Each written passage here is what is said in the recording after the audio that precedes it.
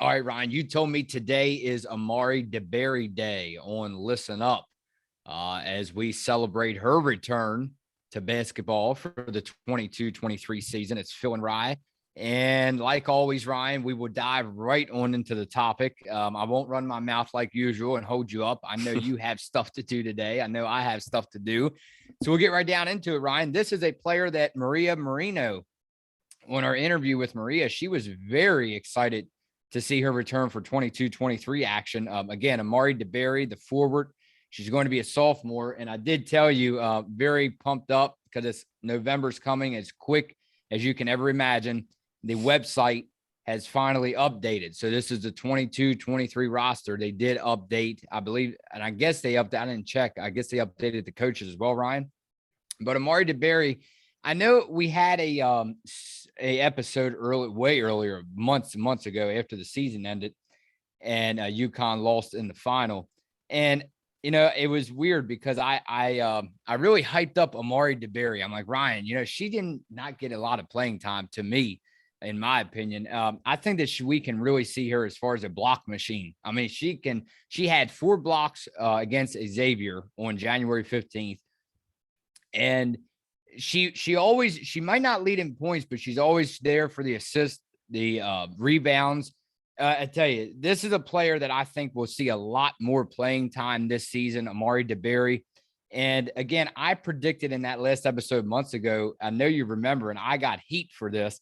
I was like, Ryan, don't be surprised if DeBerry might get punched in that starting lineup here and there for 22 and 23. Comments started flowing off the charts. No. She's a great player, but no, she's not in the starting 5. Man, I tell you what, Ryan, you never know. Remember, expect the unexpected. I know you remember that. Yeah, you never know. You never know what could happen before we start recording in the morning. It's either your internet or my internet. I start freezing up. So hopefully that doesn't happen any today. But yeah, I mean, for Amari DeBerry, 6'5" sophomore forward, Williamsville, New York. She came to UConn last year as number 15 in her class, and she appeared in 16 games. And then, like you said, didn't get a lot of home minutes, but she did play 2 to 8 minutes and she did play 18 minutes against Butler, but she went 0-7 from the field. But I think, like you said earlier before in that episode, I think she can play a fairly big role in this season with her size at 6'5". She can come in for a Leah off the bench and provide some good minutes, or for Dorka Juhas as well. But I think she needs to work on her shot and defense. I think she kind of struggled with her shot a lot last year when she did come in for those couple minutes kind of at the end of the game when it was a blowout. She kind of struggled to kind of find her shot on the court. So I think if she works on that during the all season, her defense and rebounding, she's 6'5", so she should be able to box out the opponent pretty good and jump pretty high for those loose balls. But I think that'll just get Gino to trust her a little more as well. But I think she does have the potential to get a lot more minutes this season. And getting those minutes at those games at the end of the year last season, I think helped her to be more ready when her number does get called for this season. And remember, before UConn, Ryan, she was ranked number 15 ranked recruit in her class. She was a 21 McDonald's All-American. And I tell you, again, when you look at the roster, I understand it's going to be, especially if these players do in fact stay healthy, which we do hope so. All of them, not only on the UConn roster, how about all around the NCAA? All yeah, right. We wish everyone luck and we wish everyone the best. We don't ever want to see anyone get hurt, get injured. But with that said, yeah, we understand it's tough, to get plugged in the starting lineup or even get playing time. And it's going to be even, I came across an article the other day, Ryan. It was given the 22-23 UConn Huskies preview. I told you about that. Shout out to, I think it was Brewtown. I will look that up, Ryan, while I'm talking to you. But with that said, he did a great job. He did a great job previewing the new season. I'm unable to find it now.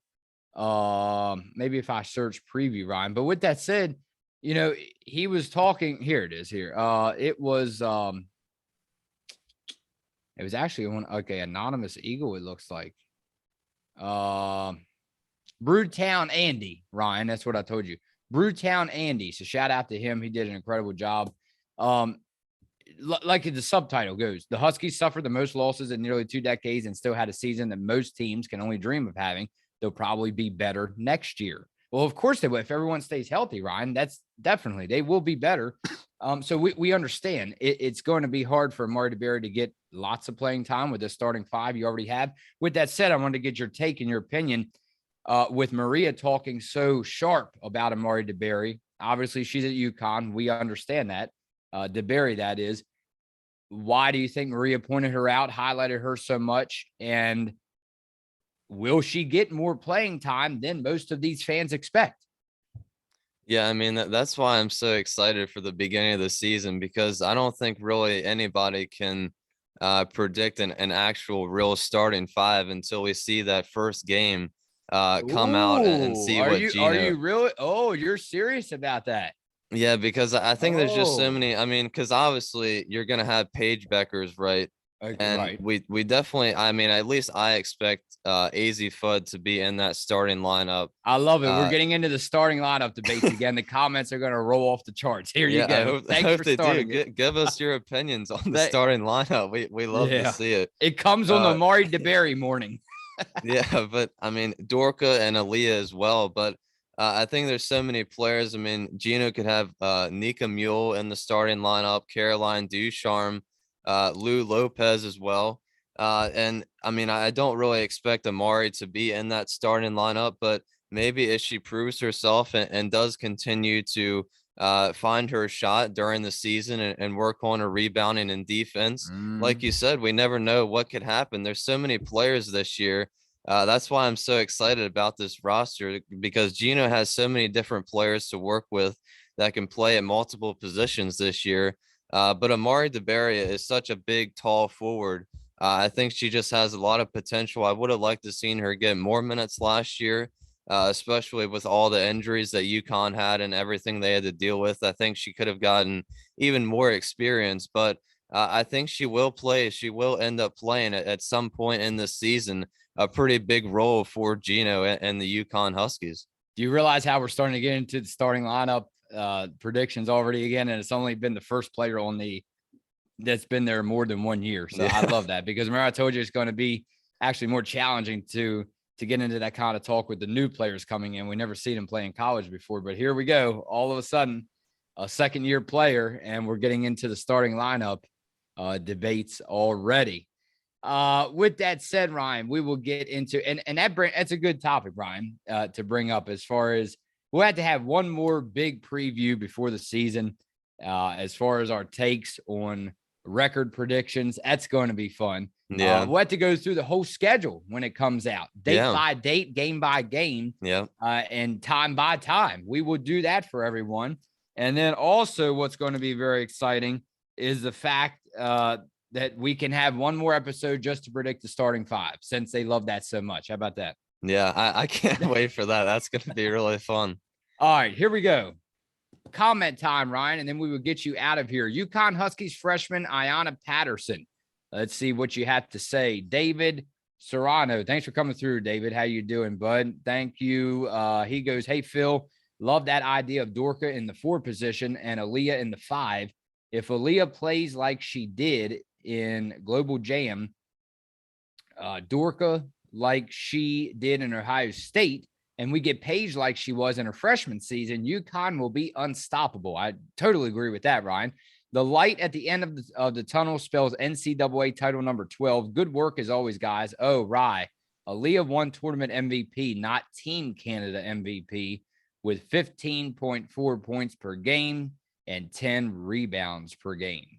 Yeah. Well, thank you for correcting me. I knew I saw something about MVP, but I mean that's what I said at the end of the last season. I think right after that championship game, I knew this upcoming roster for this season was going to be special, and I completely agree with that. If we get the Paige that we saw, a healthy Paige all season, like we saw during her freshman year, And if Aaliyah can play up to her potential, like we know she can, and we saw it when she played on this Canadian team, and Dorka, I think she can play even better than what she did last year. AZ Fudd, Caroline Ducharme can still improve a whole lot, even though they had incredible seasons last year. So I just think everybody on this roster, as good as they are, all these girls are spectacular basketball players, but I think all of them can get even more better and improve in all their games, but they're already so good. So I think if we saw just a little bit of what we saw at the end of last season, how the team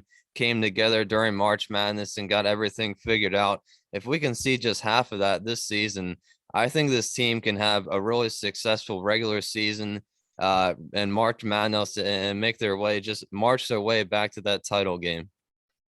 Doug Jenkins, hate the hats, but love UConn. All right, I guess it's time for you to take it off, Ryan, and start bending it a little. Yeah, If you want to do the take same it thing. off again. Yeah, we love all the comments, the serious, the debate comments, but we like a little fun comments once in a while too. Hey, Doug, I want him to keep coming through. Keep commenting away, Doug Jenkins. We love it. Iva, this team is full of special players. Totally agree with you about Gino smiling about Aaliyah beast mode. Seems everybody improved a lot. Love this series, but junior class is my favorite. So waiting on that. So that's Iva for you, Ryan Shea. She was the idea. She came up with the idea about this series. So we'll leave it off at that comment. And it looks like she's enjoying it so far. Is that what that's what matters most, huh? Yeah, we hope all you are. And I think it's gonna keep on getting better and better as we get deeper into the roster. Like you mentioned, the junior class and the senior class this year. So we're gonna keep making our way through the roster, giving our opinions about all the players, and eventually we'll get to the top of the list. And that comes somewhere around the end of July, Ryan, and it's going to get fun, with every episode. It seems like the names keep getting bigger and bigger, higher stakes. UConn, Ryan, we will see you most likely Friday morning. How about that? Sound good, Ryan? Phil and Rye on Listen Up.